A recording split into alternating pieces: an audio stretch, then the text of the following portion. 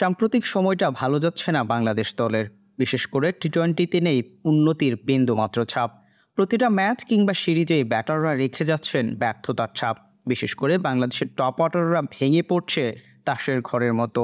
দীর্ঘদিন পরে দলে ফিরে সেখানে কিছুটা আশা দেখাচ্ছেন সৌম্য সরকার।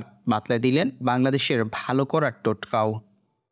শান্ত নিউ ক্যাপ্টেন এবং আমাদের সাথে অভিজ্ঞ সব সাকিব ভাই, রিয়াদ ভাইরা আছেন, বা আমরাও যারা অনেকদিন ধরে খেলছি তারাও আছে। তো সবকিছু মিলে যদি সবার এক্সপিরিয়েন্সটা এক জায়গায় করতে পারি এবং তাদের কাছ থেকে নিয়ে যদি সবাই একত্রিত হয়ে মিলিতভাবে খেলতে পারি, একটা ভালো টুর্নামেন্ট আমরা উপহার দিতে পারবো।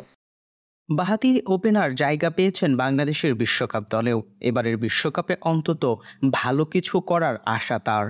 চেষ্টা করবো 2024 সালটা যেন আমার জন্য একটা স্মরণীয় কিছু করতে পারি এবং আমার পাশাপাশি টিমকেও এরকম ভালো একটা জায়গা পজিশনে নিয়ে যে টিমকে ভালো কিছু একটা উপহার দিতে পারি। সৌম্য জানালেন ভালো কিছুই করতে চান তিনি। স্বপ্ন দেখেন চ্যাম্পিয়ন হওয়ার। স্বপ্ন বড় দেখি, চ্যাম্পিয়ন হওয়ার স্বপ্ন দেখি। তো এটা আমার পার্সোনাল থিঙ্কিং।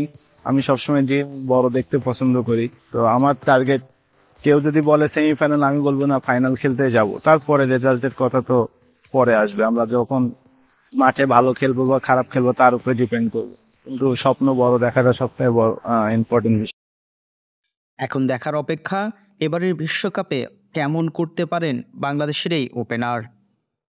নাজমুল সাগর, স্পোর্টস মিরর।